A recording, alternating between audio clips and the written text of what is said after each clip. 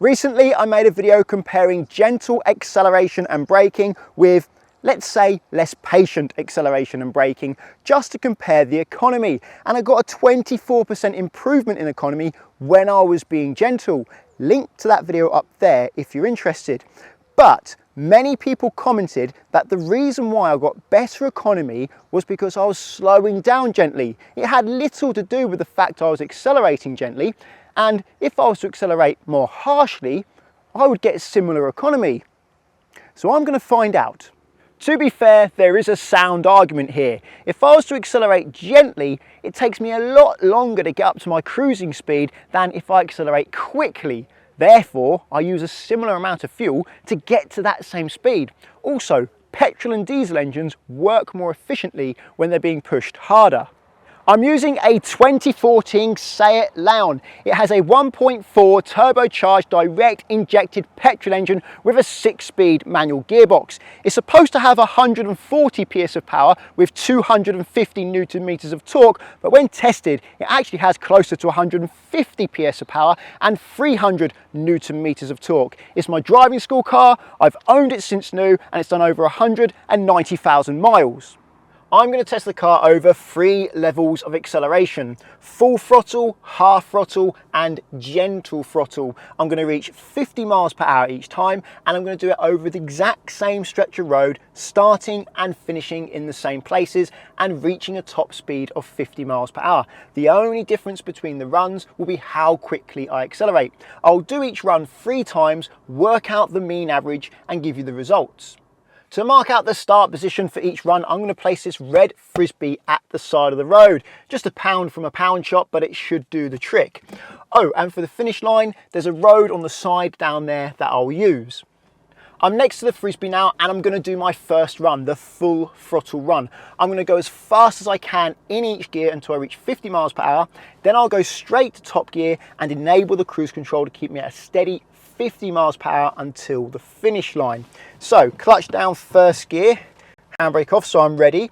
As soon as I reset the trip computer, I'm off. So everything's ready. Okay, no one coming, holding the button down, it's reset now, go. So full throttle start, 6,000 RPM into second, there's 50, straight into 6th, enable cruise control and wait for the finish line. Didn't get any wheel spin there, that was actually a half decent start. Not too bad, the traction at the moment. It did rain last night, so I was a little bit worried I wouldn't get the traction, but it has dried out. So at the moment it's reading 16 miles to the gallon. It's climbing quick. This is ever so slightly downhill, this road, but it's as good as I can find. Coming up to the finish line now, 22.1. I'll repeat that 2 more times off camera, work out the mean average and let you know. Results are in. The run you just saw was 22.1 miles per gallon, imperial, that's what we use in the UK. And then I did 2 more runs, which gave me 21.5 and 21.9. All very close to each other, within 0.6 of a mile per gallon, giving me a mean average of 21.8 miles per gallon. Which one's going to be the most efficient? Well, we'll find out. The next run, I'm going to do half throttle. I'm going to change up at about 3,000 RPM and go straight into 6th gear once I reach 50, enable the cruise control until the finish line. I'm now preparing myself to do the half throttle acceleration. Bear in mind, the engine has been fully up to temperature for all the tests. I don't live near here, I have to drive to get here. So it's properly up to temperature as it is in my previous videos that I've done here. So I need to do this, change up at 3,000 RPM and go into 6th gear at 50 miles an hour. I think this run's going to be better, and in fact I think that the most gentle run I'm going to do is going to be the best, but I could be wrong, we will see. So no one coming, get ready to reset, I'm off. So 3,000 into gear 2, half throttle, 3,000 into gear 3, 30 miles an hour, half throttle, 3,000 into gear 4, nearly 50, there's 50, into 6th, enable the cruise control, and let's see what happens. It's easier doing full throttle, to be honest, because I don't have to worry so much about getting it at 3,000 RPM. As I get near the red line, it tends to slow down a little bit. gives me warning to change gear. Already higher, 23.4. Coming up to the finish line now, and 26.8. So that is significantly better than the hard acceleration run. I'm going to do that 2 more times and let you know the average. So the first time I got 26.8 miles per gallon, and then I did a 27.7 and then a 28.0, giving me a mean average of 27.5 miles per gallon. That's a significant improvement. That's 26.1% improvement in economy over the full throttle run. It's going to be interesting to see what the economy is like when I do the gentle acceleration, where I'm going to be changing up at 2000 RPM until I get to 50 miles per hour and then enabling the cruise control. Now you may be thinking, why am I changing when I change up? Why not change up at the same RPM for all the runs? Surely that's a fairer test. But that's not how people drive. Generally, if you accelerate harder, you change up later. If you accelerate gently, you change up earlier. It's rare I come across a driver who accelerates really hard but changes up early. However, later on in the video, I'm going to do just that, just out of interest. Now it's time for the gentle acceleration run. So first gear, handbrake off, car doesn't roll here, and get ready to reset. So no one's coming, reset, and I'm off. So I'm going to change up at about 2000 RPM and accelerate at what I consider to be a sensible rate. Not really slow, the sort of rate you would do on your driving test and pass, but you wouldn't want to do this on a motorway slip road. You want to accelerate more quickly and make sure you're up to the speed of the main road before you reach it. But on a road like this, quiet country road, this acceleration is just fine. Getting near 50 now, into 6th gear, there's 50, cruise control enabled. Not that different actually from the medium acceleration, the half throttle run. 27, coming up to the finish line, 28. So it is better, but not by much. And that is 30.1 is what I saw as I got to the road on the left-hand side, 30.1. First gentle run, as you just saw, was 30.1 miles per gallon. Then I got 30.4 and then 29.7. All very close to each other, giving me a mean average of 30 miles per gallon.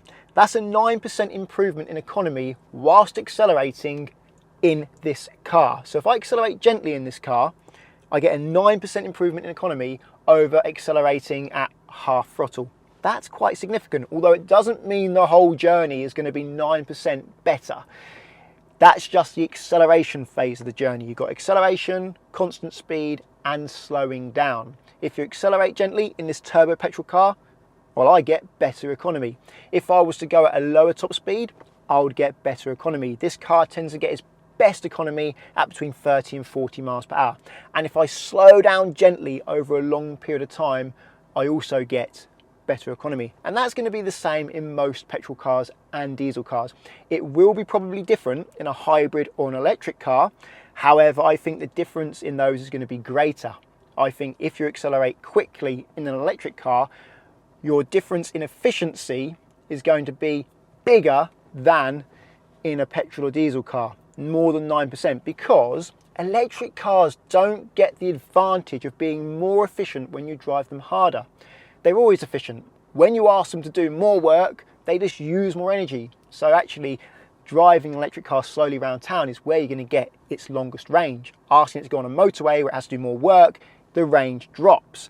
That's why the range drops on an electric car when you're on a motorway, whereas the range actually goes up on a motorway in a petrol or diesel car, because petrol and diesel cars work more efficiently when they're under more load.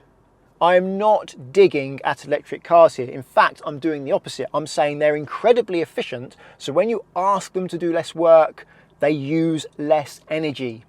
But in a petrol or diesel car, when you ask them to do less work and say drive at 5-10 miles per hour, they just end up wasting a load of energy as heat. I'm now going to try 3 more methods of acceleration just for fun to see the results. All these methods aren't really suitable for use on the roads. I'm going to accelerate very hard but change up at 2000 RPM. It's going to be a jerky ride. I'm going to accelerate very gently but change up at a high RPM. It's going to be noisy. and I'm going to accelerate incredibly gently and change up at 1,500 RPM, so it's going to be very slow. The first one I'm going to do is the hard acceleration, but changing up at 2. This will be interesting. So I'm not used to driving like this, so hopefully I do this well. Ready to reset the fuel economy, and I'm off. So hard acceleration up to 2, and then change. Full throttle now. 2, change, full throttle. 2, change, full throttle. So wide open throttle. 2, change, 40 miles an hour. And there's 50. Cruise control activated. Be interesting to see what this economy is. Wasn't the best way to accelerate. A lot of interruptions with all those gear changes. Generally, if I want to accelerate quickly, I just put my foot down and rev the engine. 22.7. This might be fairly efficient though. 24, 25. Didn't feel much quicker than the gentle one. And I got 26.4. 26.4. Not that good. Accelerating gently and changing up at 2,000 RPM was more efficient. I'm now going to do gentle acceleration but change up late. 4,500 RPM. I'm not trying to drive fast. I'm just trying to simulate someone who leaves it in the low gear too long. They don't change gears often as they should and let the revs climb. Are they actually wasting much fuel? So first gear, handbrake off, ready to reset. Yeah, looks clear. And I'm off. So gentle acceleration, but 4.5 grand. There we go, up into second. Let's try and keep it gentle. It's quite hard to accelerate gently as the revs go up.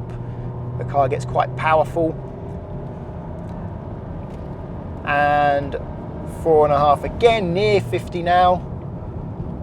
And I'll leave it in this gear. I won't go to, actually no, to make it fair, I will go to 6th gear now and cruise control, just to make the comparison direct. So I am efficient when cruising, but I'm less efficient when accelerating. Although if someone was to drive like that, they probably would still be in 3rd gear now. They wouldn't have gone to 6th. Coming up to the finish line, and there, 26.3 miles per gallon. Now I'm going to do the very gentle acceleration and change up at 1,500 RPM to see if it actually saves me any fuel. It's certainly going to take a lot longer to get to 50. Hopefully I can get to 50 before the finish line. So handbrake off, all ready to go. No one coming, resetting, and I'm off. So very gentle now, very, there we go, up into second, 1.5, up into third, and I have a cyclist up ahead and an oncoming vehicle. My guess is the oncoming vehicle is going to try and overtake that cyclist just as I reach it, causing me to brake and ruin my test and make me do it again. Hopefully it doesn't happen. Doesn't look like it's going to happen now though. Very gentle acceleration. Maybe need to accelerate a bit quicker than this. 1.5. Only at about 38 now, and I've got 50 to get to before the finish line. Really gentle. Got to go above 1,500 now because I'm in top gear and it doesn't do 50 miles an hour at 1,500. Reaching 50 miles per hour now. Cruise control engaged. 1,750 RPM, and there, 32.6. I think that's the best I've seen so far. So accelerating incredibly gently and changing up very early does save a bit of fuel, but it's not really practical. Throughout all of these tests in this video, I've got better economy when I've been accelerating gently, apart from one. When I was accelerating gently, but changing up at high revs, 4,500 RPM, I got 26.3 miles per gallon. But when I was accelerating hard, but changing up at 2,000 RPM, I got marginally better, 26.4 miles per gallon. Okay, it's only 0.1 difference, as close as makes no difference. You could say it's the same and it'll be different on different runs. But bear this in mind. When I was accelerating hard, it took me 15 seconds to get to 50. But when I was accelerating gently, it took me 28 seconds to get to 50. So I know which one out of those two I would choose, although I wouldn't choose either because both of them weren't very nice. One was jerky and the other one was loud. If you're changing gears so often, there's a lot of interruptions in your acceleration. It's not enjoyable. But the most economical test was the super gentle acceleration, changing up at 1,500 RPM. That took 47 seconds to get to 50, so impractical.